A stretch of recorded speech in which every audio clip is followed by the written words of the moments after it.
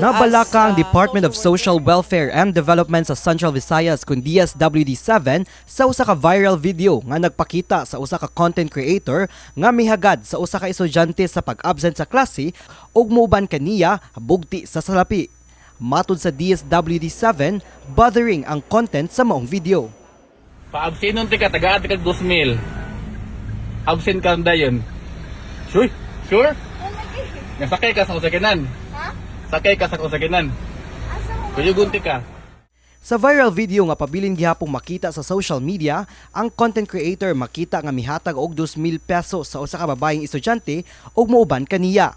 Pasalig pa niini nga personal kini nga mangayo og pagtugot sa ginikanan sa bata aron maka-absent sa klase. Apan ang mas nakapukaw sa kabalaka sa mga netizens, maong pipila ka mga pamulong sa video. Sama sa paldo ko guys, ako nakaha og sa katapusang bahin sa video ang linyang cut na ko guys kay private part na ni. Okay guys, paldo ko. Sige sakay. Alright. Paldo, paano ng online ma'am? Sige, ako nakaha.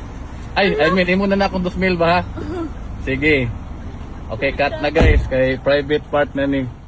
Matud ni DSWD7 Regional Director Shalane Marie Lucero, makapabalaka ang maong insidente, ilabi na kay ang pag-eskwela usa ka katungod sa mga bata. I don't know unsay intention aning mga tawhana, pero somehow medyo makapangutana ka, makapabalaka, no? Labi na sa mga bata nga mopaingon sa eskwela niya, dili na mo eskwela tungod ani nga mga offer. Mipahimangno sab si Lucero sa mga ginikanan sa pagpahinumdom sa ilang mga anak nga dili makigstorya sa mga tawo nga dili nila kaila bisan pa man og mohatag kini og kwarta og wan pang mga butang.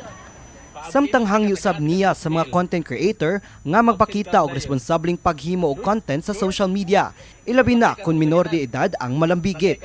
Matud pa niya, ang maong insidente angay nga ma-assess ug maimbestigahan aron masuta kung aduna bay posibleng legal nga tulubagon ug unsay tinuod nga katuyuan sa content creator. Okay gyud na maghimo tag content nga makapauswag sa huna-huna, makapauswag sa nasod. Pero kung ang content nato makadaot sa mga bata, I think mag-second thought ta, and may God bless you in your intentions. Gituyo pag-adto sa MyTV Cebu News Team ang Barangay Upaw sa Mandawi City nga adunay padayong mga programa alang sa pagpanalipod sa mga bata. Nagkanayon ang Barangay Council for the Protection of Children Focal Person Mitchie Santa Ana nga dako ang responsibilidad sa mga hamto nga panalipdan ang mga bata batok sa posibleng kadaot o pagpangabuso. Tungod, gawas sa mga kasong paggamit sa mga bata aron adunay content sa social media, nakarecord ang barangay karong tuiga og 12 ka child support cases nga iyang gihilagway nga makapabalaka. Kay ang bata magud kung imo na siyang hayluon mo, okay ra magud na siya. Knowing bata iyang gikuan. So dapat kanang mo kuan sa tingali siya mo respect sa tingali siya sa side sa parents, mga sa tingali siya og consent kung pwede ba yang anak i-go through sa iyang mga kuan, sa iyang mga content. Padayon usab ang barangay sa pag-monitor sa mga bata, pinaagi sa empowering and reaffirmation of paternal abilities kon ERPAT program nga nagtudlo sa mga amahan sa positibong paggiya sa pamilya. Kini si Mark Ermas, alang sa MyTV Cebu.